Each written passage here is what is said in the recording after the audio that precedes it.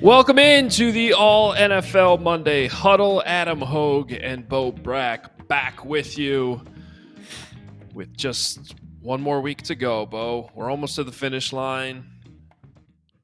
That's it, man. I mean, I can't believe it. You spend like the entire offseason just praying for football, anything that resembles regular season football. And now you're getting here and this has been an unbelievably up and down season, especially for the respective teams that we cover, mostly down, unfortunately. But, across the league, it's been strange. You've had like career resurgences. You've had teams step up out of nowhere, put themselves firmly in the playoff picture, put themselves in a position to win, potentially a bye. It's just been another banner year for the NFL. And we've just got one more week, one more little encore for the 2024 regular season in 2025, and then it's playoff time. Yeah, and it's I'm excited about what's ahead here in Week 18. There's a lot of intriguing scenarios. We're going to break them all down on this podcast. We're going to get you every single scenario of what's on the line for each of these teams still remaining on this show. We're also going to check in on the Eagles with Zach Berman from PHLY. But first, as we like to do, we always start with our best and worst of the weekend. And I'm going to go with, to start, my best. I don't know if, I guess I'm coming off as probably very pro Vikings on this show. But I am happy to say that we were, early on this Vikings bandwagon that everybody else seems to be jumping on now, which is fine. That's fine.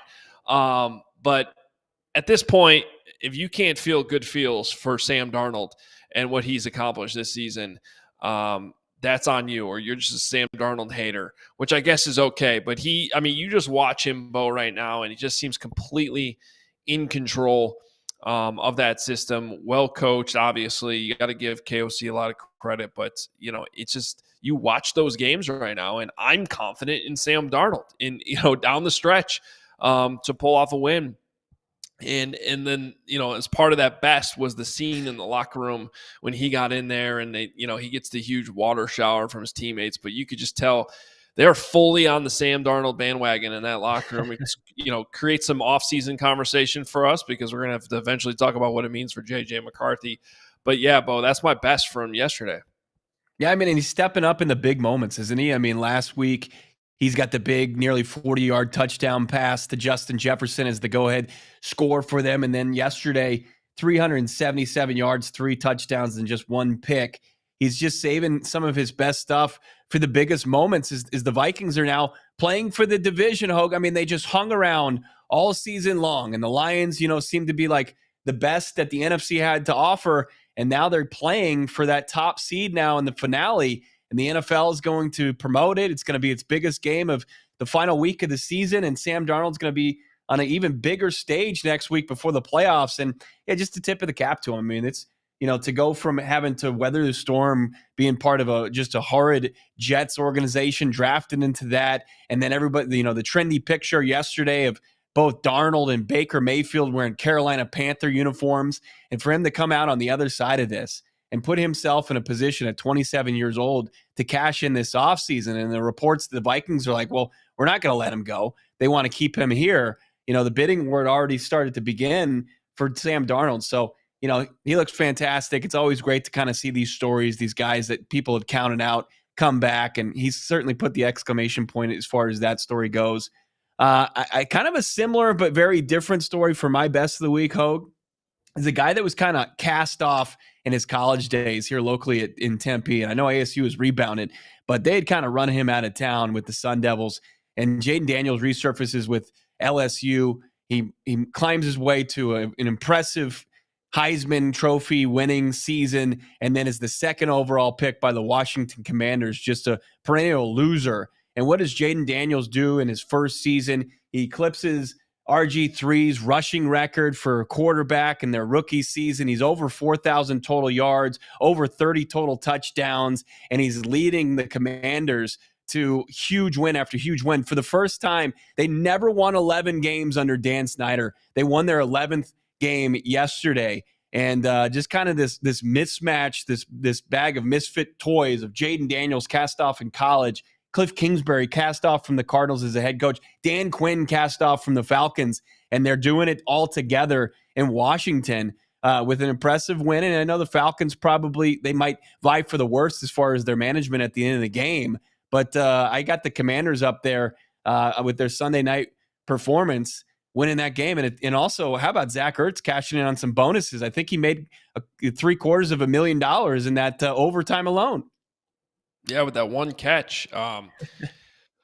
Which small little nugget on this, I put this on Twitter. Now, I don't think that would have been overturned, but they so quickly confirmed that upstairs as NBC was showing one angle that they only showed one time that made it look like the ball did bounce around a little bit near the ground. Now, maybe his hand was still under it. I don't know, but it was just kind of a weird thing where they're like, oh, yep, that's a catch. And I'm like, wait a minute. They're showing a questionable angle. And I'm like, can we see that again? And they never showed it again. So again, I don't know that it would have been overturned, but I was like, it feels like we breezed past that one angle a little bit too quickly. Yeah.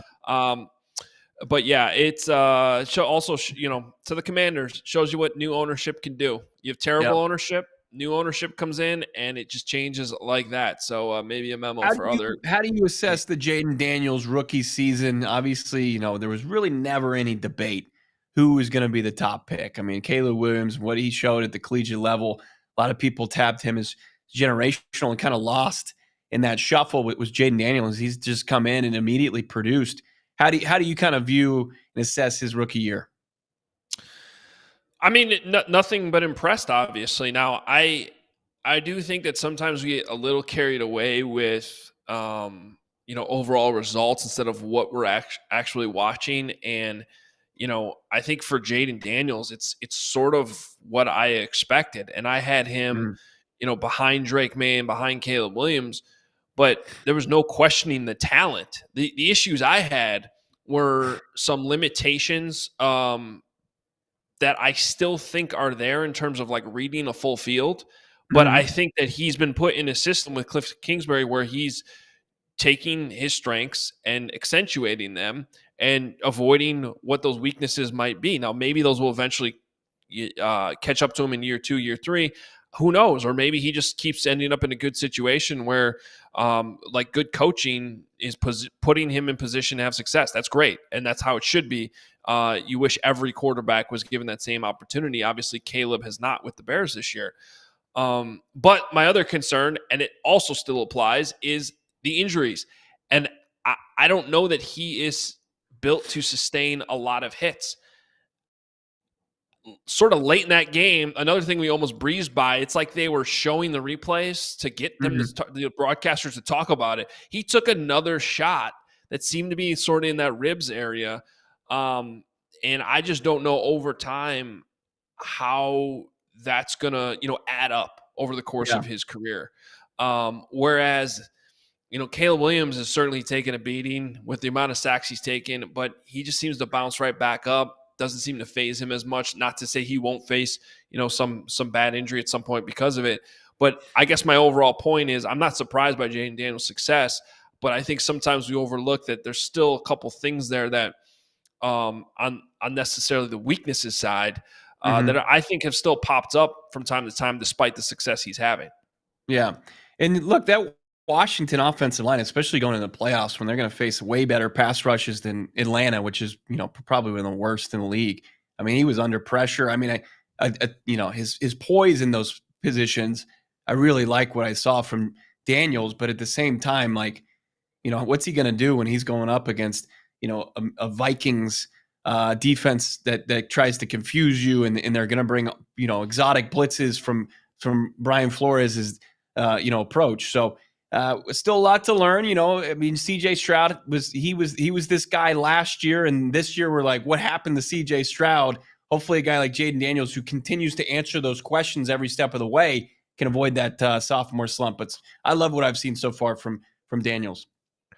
Now, my worst of week 17, and I'm going to go into a little bit more detail later on our CHGO Bears show today when I have a little bit more time. But this epic clock mismanagement stuff is plaguing the NFL right now. And I think I can actually explain the genesis of it and why it's becoming such an issue. Because, both teams used to just, when they were in situations like the end of half or end of game with an opportunity to score, they wouldn't necessarily worry as much about leaving time on the clock as much as they were more concerned about, just getting the most amount of points that they could get. And, I might be missing something a little bit historically, but from my time of covering this league, to me, it was really Bill Belichick and Tom Brady and the Patriots that because they were as good as they were, could have the luxury of milking the clock as they drove down the field and making it harder for the opponent then to have any time left to score. And I think the Chiefs have also obviously become good at that because they are good teams who have that luxury to do that. They're so in control of their system. What we're seeing now is that has become such a trend of worrying about not leaving time on the clock for your opponent that you have bad teams like the Bears that have been trying to do this all season, despite the fact that they aren't good offensively. And it leaves you in a situation like the end of that Thanksgiving game in Detroit, where you're just letting the clock run all the way down to zero, and all of a sudden the game's over. We saw this a couple times yesterday, namely with the Falcons. There were so many instances. Now I'm actually forgetting all of them, but I think the Falcons did it in both the first and second half. Yeah. In the first half, they settled for a field goal. They were lucky to get that field goal when I thought they could have scored a touchdown. And that touchdown there might have, made that feel like such a completely different game in the second half when the Commanders came back.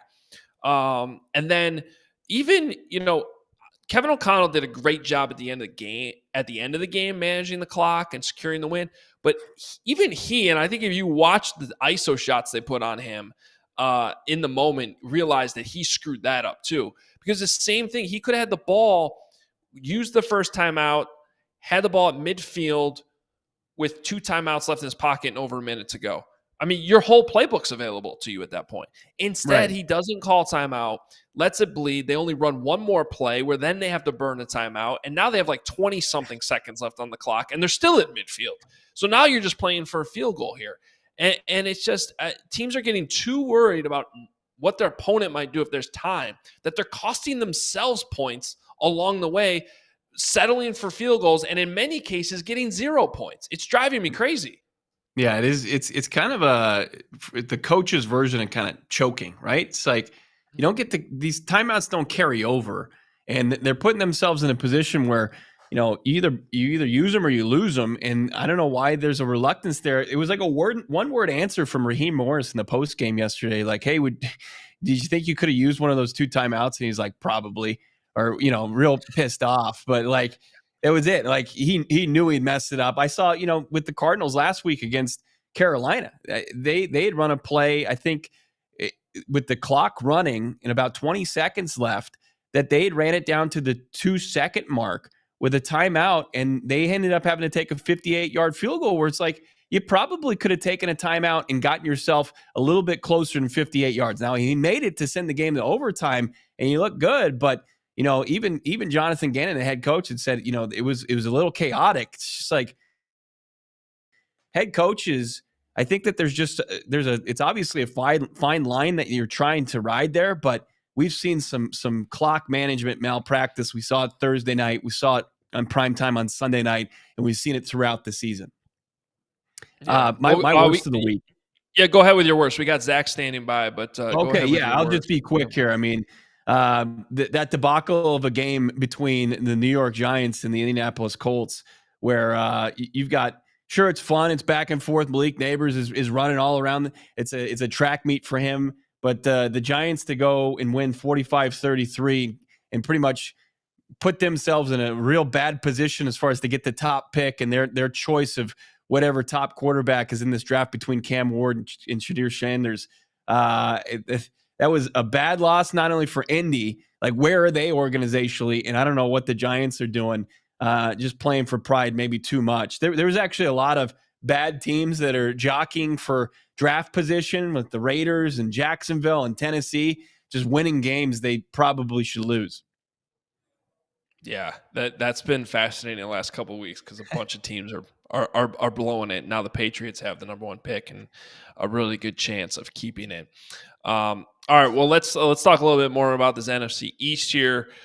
Philadelphia, the Eagles yesterday with a huge 41-7 win over the Cowboys, locking themselves into the 2 seed, giving them essentially an opportunity to rest some guys this week as we bring in our guy Zach Berman, who, of course, covers the Eagles for PHLY and joins us frequently on the show. Zach, let's start with the Saquon Barkley stuff here because, they obviously rode him pretty hard yesterday. 31 carries, got him to 167 rushing yards yesterday, which put him over 2,000, which it is notable that he did it in 16 games. He didn't need the 17th game to do it, but still short of Eric Dickerson's record. Is there any indication about how they're going to handle this? I assume they just rest him. That would seem to be the smart thing here. But where do things stand on what's been a remarkable season for Saquon Barkley? Yeah, it's a fascinating question, Adam and Bo, because it really is the biggest question here in Philadelphia. We have a show coming up at 2 where the title is to play or not to play, because that's really what everyone wants to know. Nick Sirianni wasn't ready to say what he would do yesterday. In the locker room, players were split. First off, Saquon Barkley said he'll leave it up to Nick Sirianni. He can understand both sides of it. Some of the offensive linemen, I spoke to Jordan Mailata, team captain, who said he absolutely wants to play. He wants Saquon to get that record. And he said as a captain, he's going to go up to Nick Sirianni and tell Nick Sirianni that. But Lane Johnson said that, you'd rather be safe than sorry. He got 2,000 yards. That's a significant number. Eric Dickerson set the record in 16 games. That like the 2,000 was the significant for Lane Johnson. Me personally, I think that they'll sit the starters. I personally would want to see, as a reporter, Saquon go for it. I remember being on this show, it was probably 3-4 weeks ago, and I say, can you imagine the theater, the drama of Saquon going up against his former team, the team that let him go, that was chronicled on Hard Knocks, and have a chance to break the record. And at the time, it was like, well, I don't even know if he'll even be close to that. He's 101 yards away from breaking the record.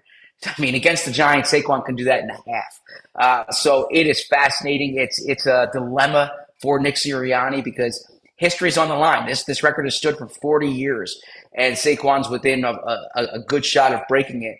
But again, what happens if Saquon got injured? Or what happens if an offensive lineman got injured? Someone else on the field because of Saquon got injured. The Eagles, the goal is obviously for them to win the Super Bowl. And then one other quick thing I will add here that could be a variable in this is that Jalen Hurts obviously didn't play this past game.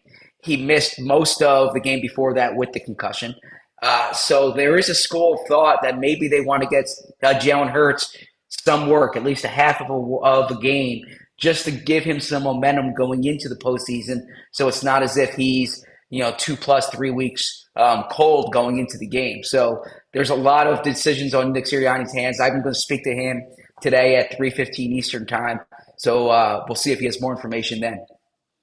The receipts there that were left over from Hard Knocks are unbelievable, and they're just going to live on forever. I mean, it's like a modern day Babe Ruth that we got to witness and have a camera inside the GM's office there for the Giants.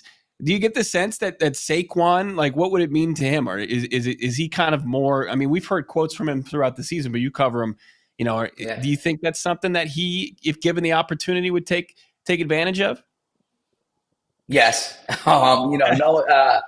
Knowing Saquon a bit and having these, I've had a lot of conversations with him about the history of the running back position, and he really is a student of the position. Like he can tell you uh, numbers of the great running backs, and he can break down all these different running backs. He's not the type of player who just shows up on Sunday and doesn't know what came before him. You know, I asked him one time why he's like this, and he says he wants to be Michael Strahan when his career is finished. Right? You know, he wants to be in the media talking football, and then talking kind of life events, pop culture, things like that. So he is very in tune with what's going on. Now that said, Saquon Barkley has demonstrated time and time again that his main objective here is winning, something that he wasn't able to do with the Giants. You know, he even said yesterday he didn't know what a hat and t-shirt game was. This is someone who's never won the NFC East. And you know he did it in year one here. He had when the Eagles played the Giants the first time, and everything was about Saquon going back to the team that let him go. He was in position to set a franchise, or I'm sorry, to set a career high in rushing yards. He took himself out of the game basically in the fourth quarter. He said, "Let the other guys eat." So, I think Saquon Barkley, as someone who appreciates the history of the position, would want to get that record. But I also think he recognizes that, as he said yesterday, the goal is to put up banners. So I want to get back to the quarterback situation a little bit too here, because the idea of getting Jalen Hurts some work, I understand it. So is it assumed that he's, going to be okay to come back? Whether he plays or not would be like cleared this week, because, all of a sudden I'm looking at some of the results of yesterday, and the Packers falling to the 7 seed. Unless Washington, were to lose this weekend, which doesn't necessarily seem likely at this point. To me, that's a harder matchup to me that the Eagles just ended up with if Green Bay's coming to Philadelphia, and obviously your priority needs to be going in the playoffs with Jalen Hurts healthy. Absolutely, Adam. So the first part of the question, he's still in the concussion protocol. I don't believe he was even in the building yesterday. Didn't practice at all last week. So he needs to get cleared first for this to even be a conversation. I don't know if or when he's going to get cleared. Uh, I, I'm not a doctor. I thought when it happened, it wasn't a serious concussion in the sense that he wanted to go back in the game. He was pushing to go back in the game. I saw him in the locker room afterwards. He was walking around like normal. But yeah, he was not cleared at all last week. Um, so we'll see his status. I think the Eagles obviously want Jalen and the starting group healthy going into the postseason. Now, there is some precedent here. If you think back to 2022, Jalen was injured this time of the year, week 16, week 17 that year. And the Eagles played him in week 18, and they thought it was beneficial that they played him in week 18, giving him some momentum going into the postseason. Now, the difference, of course, is they clinched the number 1 seed that day. They had the bye week, so Jalen could still get healthy or still get the rest. But I do know that that both Jalen and the team thought it was beneficial that he got some work before the playoffs. So it's a conundrum there. Now, as far as the potential first round matchup, you're absolutely correct. I thought the afternoon and evening results did not favor the Eagles. I think Green Bay is a much tougher matchup for the Eagles than Washington. The Eagles have beaten both teams this year, but they beat Green Bay week 1 on a neutral field in Brazil.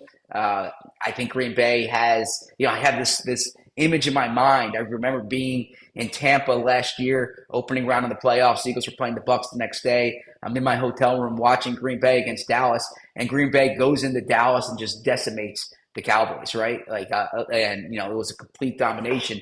That's a team that I think can travel well. The cold weather wouldn't affect them. If I were the Eagles, I would rather see Washington than Green Bay. It certainly looks like they're going to see Green Bay. The duo of Kenny Pickett and Tanner McKee, fantastic yesterday. I think they were 13 for 19, almost 200 yards, 3 touchdowns, no picks. But the Pickett highlight My God, did we get any insight as far as Kenny Pickett holding on to the football all the way to the ground? I mean, otherwise a great day for Pickett. Yeah. But what was with that low light highlight Yeah. for everybody around the NFL world? Yeah, I think the ball was hit. From what I understand, I did not speak to Kenny about that play in particular. But yeah, I think the ball might, or his arm might have been hit. That certainly was a low light, but it's not something that has caught on much steam because the way the rest of the game went. Now, Right. if you just kind of look at how those early drives were going, that absolutely would have been what everyone talked about if the Eagles didn't, play much better thereafter. But you mentioned the quarterbacks. My co-host Bo Wolf, he's been touting Tanner McKee ever since McKee was a rookie in training camp last year, right? So this was Tanner McKee's first work, 2 touchdown passes on what, 4 attempts, perfect passer rating. So I think Bo's ready to give Tanner McKee his Hall of Fame speech when that happens. So he's taking on the role of Mark Carman with Tyson Bagent in Chicago. I like that. I was seeing some of that on social media yesterday. Like there's this Tanner McKee fan club that exists there in Philadelphia. There were a lot of people very, very excited, and I did enjoy the whole AJ Brown accidentally throwing the football up into the stands, and then finding him, promising him the jersey, and then delivering it later. And I gotta say, those sweet, old school Kelly Green jerseys, that was a win for that fan. That was you get a signed AJ Brown, that his game worn jersey over that football. You take that every single time. Absolutely. And if I could give a quick plug for our PHLY Eagles show, that fan came on our post-game show yesterday to give the play-by-play account of what happened. So, great job by Jamie Lynch, our co-host, tracking him down.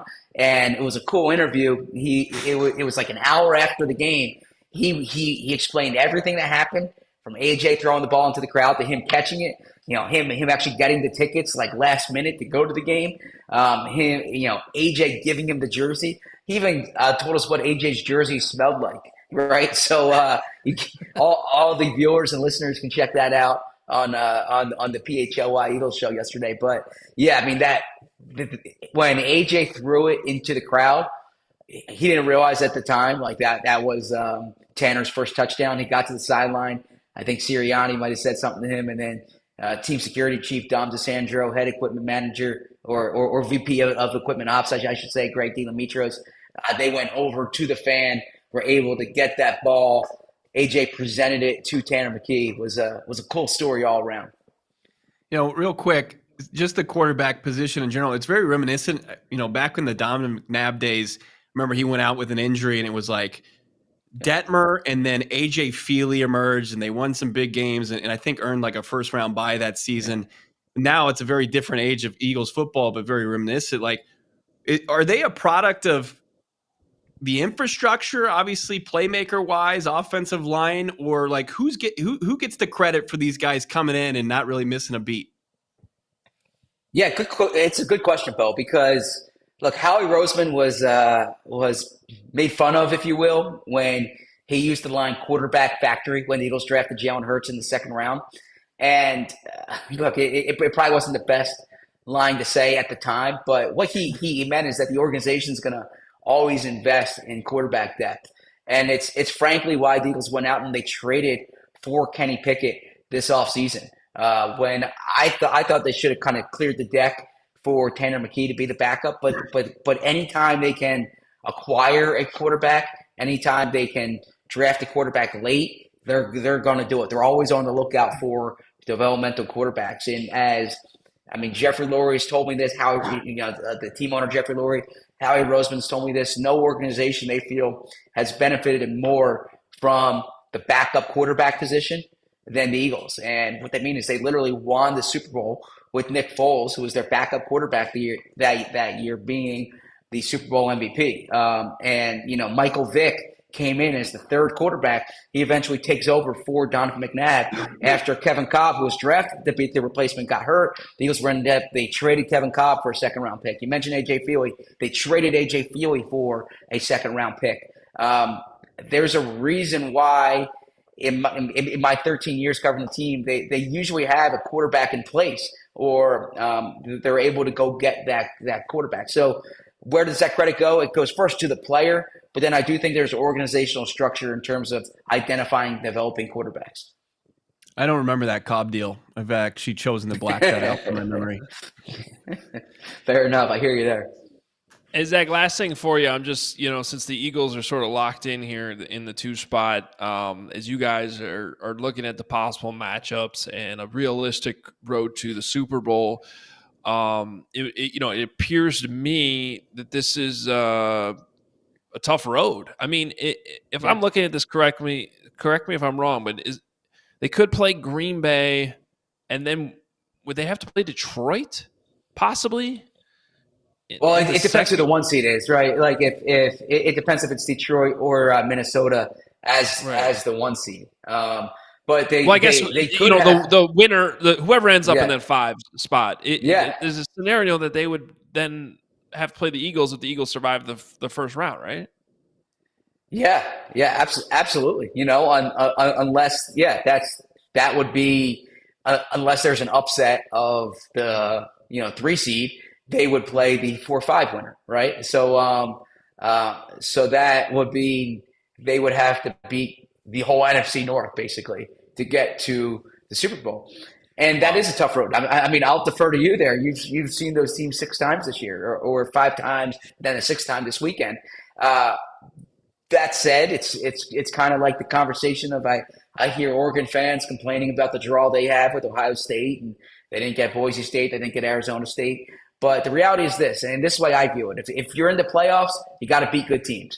And you don't complain about your draw. If you're going to win, you don't look for the easy draw. You beat the team in front of you. If you're good enough to win the NFC Championship, if you're good enough to win the Super Bowl, you need to beat good teams along the way. Yeah, but I do think it speaks to the importance of getting that 1 seed if you can, right? And that opportunity last week, I mean, can't control injuries, but with Jalen Hurts going out, certainly made the road a lot harder for the Eagles. Certainly doesn't rule anyone out. I'd also like to shout out that, I know we've had a few years where the 7 seed kind of ends up, I mean, there was the year the Bears ended up sneaking as the 7 seed and they didn't belong at all, and they got, basically demolished by the Saints. But you look at a year like this, I think both 7 seeds are going to end up being deserving, and especially in the NFC, where you look at what's transpired in the NFC North, and I don't think anybody's going to argue that with the Vikings, Lions, and Packers, they should all be in the playoffs, and by expanding the playoffs, they're rewarding those teams, and on top of that, I like entertainment, I like more football, and they've turned Wild Card Weekend into a lot more fun with having 6 games. You're absolutely right. I mean, to the point about the 1 seed, this is my 13th year covering the Eagles. During that span, they've made the Super Bowl twice. Both of those times, they were the 1 seed, right? The only times they've been the 1 seed, they've made the Super Bowl. It's such an advantage, especially now when there's only one team that gets to bye. It's even more of an advantage. And yeah, I mean, I'm in favor of more football. I'm in favor of that 1 seed carrying more value. Therefore, that's the only team getting the bye. So it makes sense. Now, if you're in Buffalo, if you're in Philly right now, you probably wish 2 teams got byes in each conference. But like I said, if you're going to make the Super Bowl, you got to beat good teams. All right, Zach, great stuff. Appreciate it. We'll be following you at ZBerm on Twitter, and I'm going to have to check out that interview with the fan yesterday. I didn't realize that happened. That's a great get and perfect for what we're doing here at ALLCITY. So awesome stuff, man. Absolutely. Thanks, guys. All right, Zach Berman. All right, time now for us to try to sort through all the mess that is these seeding scenarios, playoff scenarios. For the most part, we know the teams that are in with a couple exceptions, but there's still a lot that can change the seeding. And there's a lot of I still think it's a good slate, Bo, of games here in week 18, a lot that can still change. So I thought we'd kind of go through this one by one, starting with the AFC, because we really haven't talked about the AFC too much so far in the show. and then we'll get to the NFC. I think I have most of this sorted out, but bear with us because there is a lot here. So we'll start with the Chiefs. Currently in the number 1 seed, they will stay in the 1 seed. They are locked into that spot. They can play their backups at Denver this weekend, which is still a game that matters a lot for the Broncos side of things. But you're looking at I'm not sure how many people know Carson Wentz is the backup. In Kansas City, so it's a little intriguing. So you can see Carson Wentz play football. Yeah. So we'll kind of skip past the Chiefs, and also not spend too much time here on the Bills, who are locked into the 2 seed. They will face either Denver, Miami, or Cincinnati, whoever gets that last playoff spot in the AFC in the first round of the playoffs. Now things get interesting with the Ravens, Bo. Currently in the 3 seed, they can win the AFC North, with a win or a Pittsburgh loss. So the Ravens they have the first game of the weekend, the first game on Saturday afternoon. They host the Browns. They win that game. They win the North. They get the 3 seed, which would put them in a situation where they're either hosting the Chargers or the Steelers. If they were to some reason lose that game to the Browns, who seem to be trying to tank at this point with the quarterback situation they put out there yesterday. Lost him earlier this year. Yeah. They would need that's true. That is true. Then they would need Pittsburgh to lose to the Bengals to still get the AFC. If they fall to the 5 spot, they would go play the Houston Texans in the first round of playoffs. Yeah, the drama and the cinema that's going to be on tap here, especially with that AFC North and in these remaining wild card games.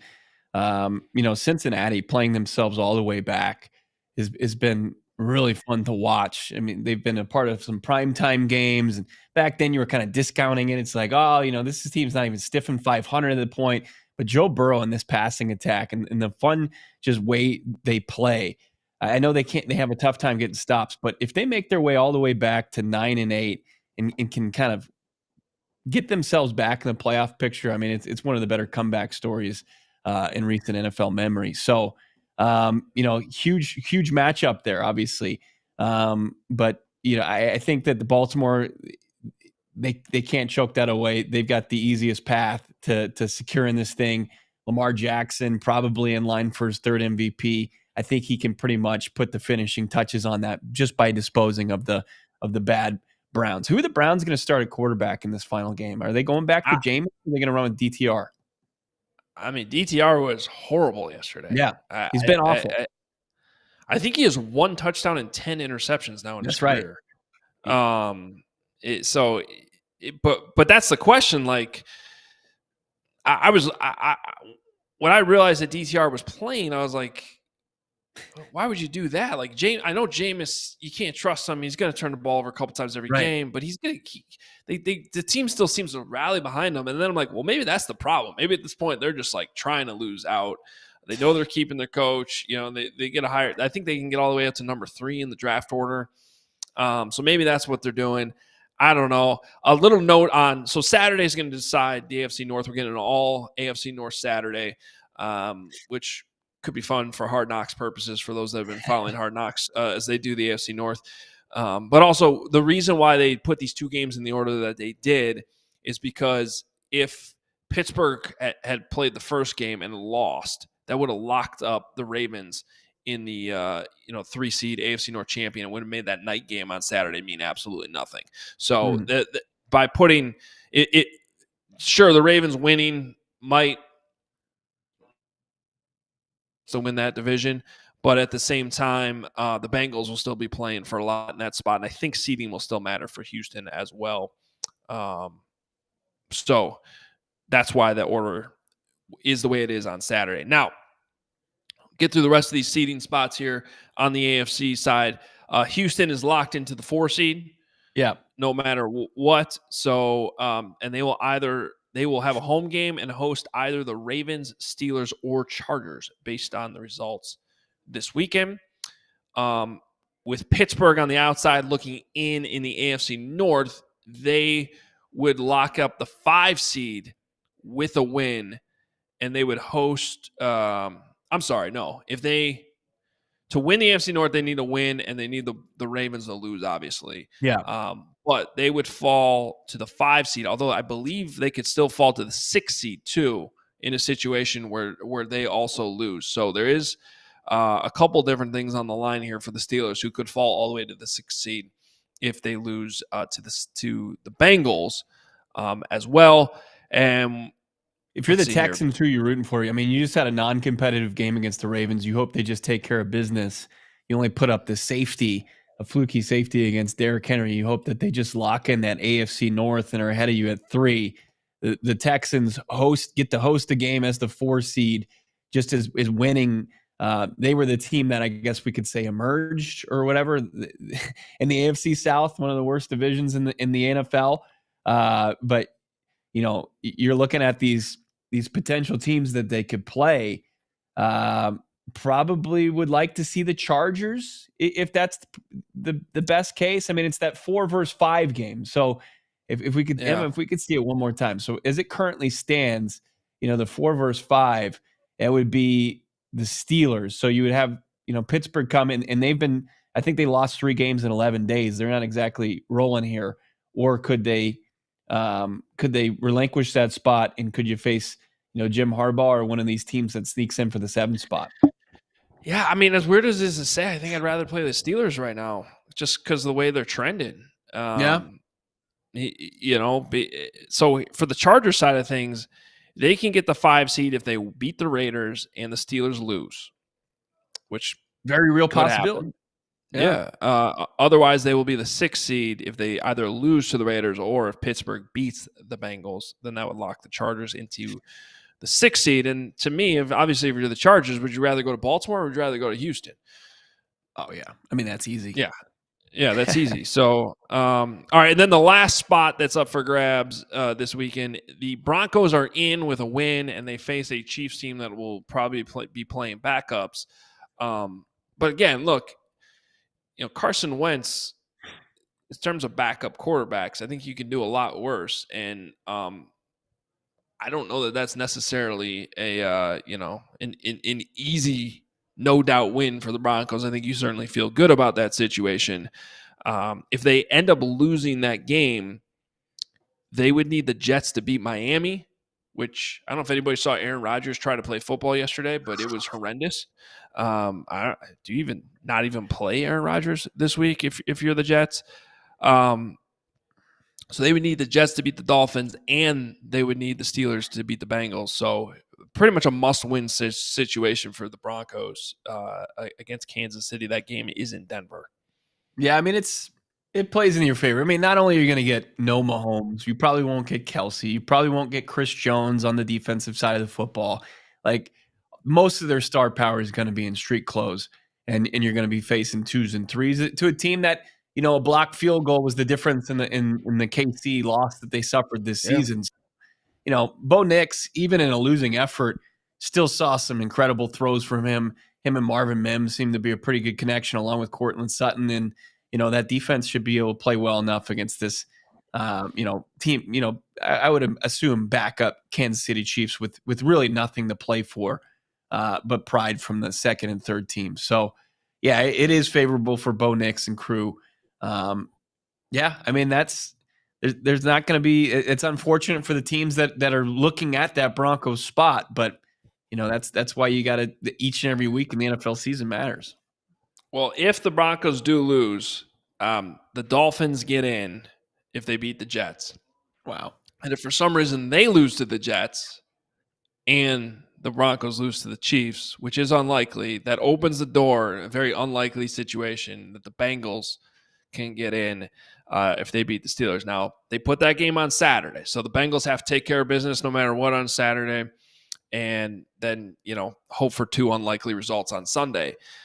Both of those, the Broncos and the Dolphins games, will be in that late afternoon window on Sunday. So the Bengals have to wait around for a while to see how that plays out on Sunday, even if it is unlikely, but they got to take care of business first. Now, I did see that comment that pops up there, and I think it's an interesting question, and I do have a take on this, which is, if you're the Chiefs, you want to would you just tank the game against the Broncos to make sure the Broncos get in, to make sure Cincinnati doesn't get in?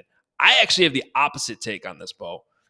I think you want the Bengals to get in because that's a tough game for the Bills then right away. The Bengals would go to Buffalo. I mean, I think the Bengals would have a much better chance to beat the Bills than the Broncos would.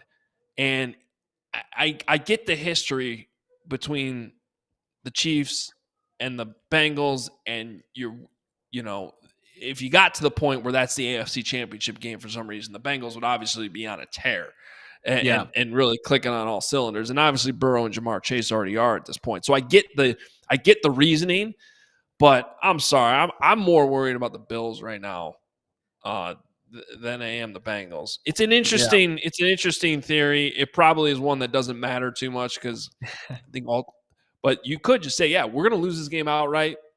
We know Broncos are getting in them. We don't have to worry about the Bengals. Yeah, it'd be one thing if the Bengals had some semblance of like firepower on defense. And Lou Anarumo obviously was like the Patrick Mahomes kryptonite for a couple seasons, but like this is not. They don't have any ability to stop anybody. I mean, they've given up the third most points in the NFL. Are they just going to be able to figure it out? I don't think you worry about it. I mean, obviously there's history there, but and that duo still strikes fear in your heart. But I don't know if they're going to have tank purposely just to keep the Bengals out of that. But to your point, like, yeah, send them potentially to Buffalo. That would be kind of an interesting maneuver. Yeah. Well, don't see the Broncos Bills is still a fun first round game though, in my opinion. So Broncos can play defense. All right, let's get to the end. Yeah, they can. That could be a sneaky one.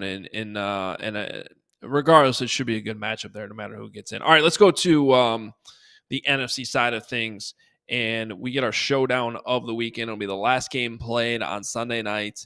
A good one, obviously, between the Vikings and the Lions. That will decide the 1 seed. It'll decide the NFC North.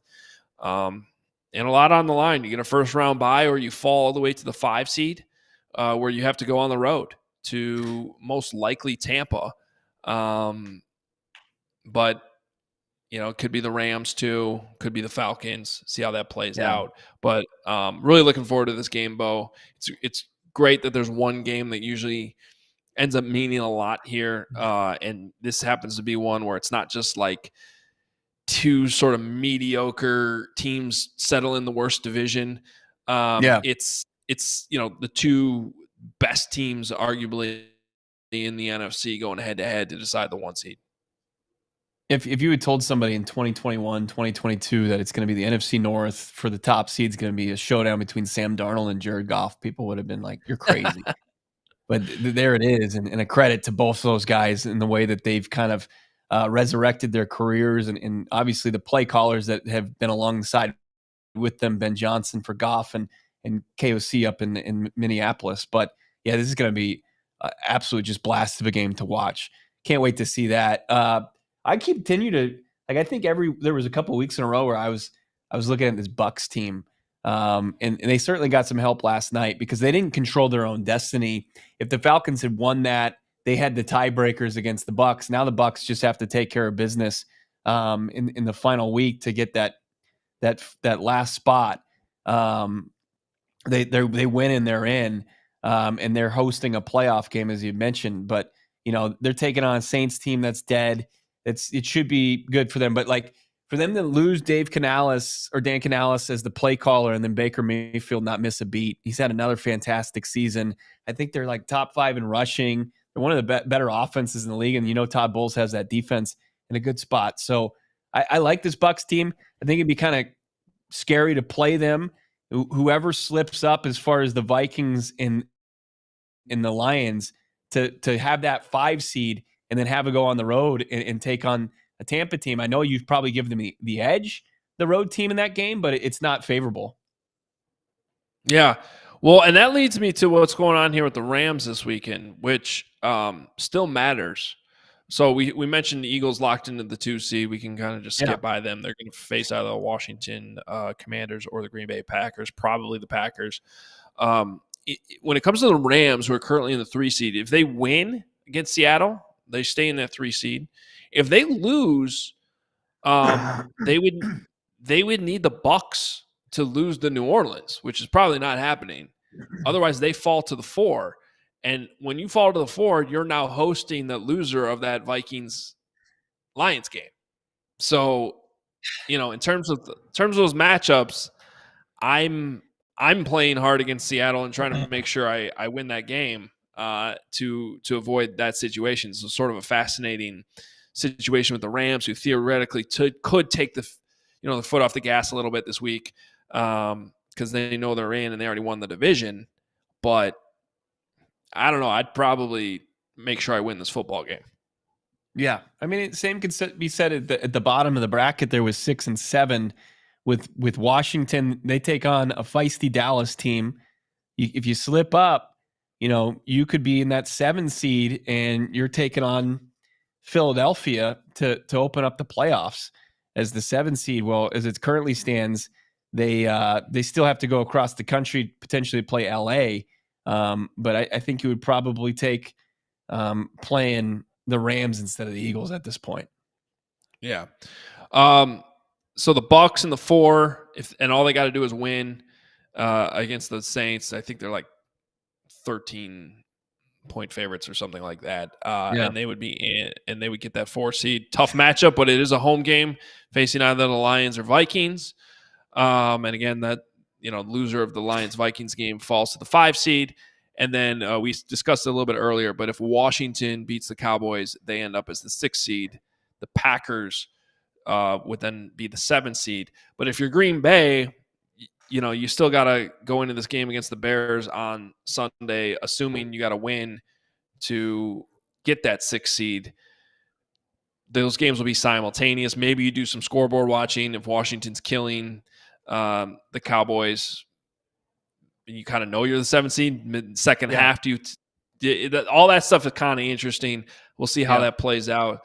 But that's still what's on the line. And obviously, if the Bucks were to lose and Atlanta would win, the Atlanta would get in. But at this point, that's looks like a dream.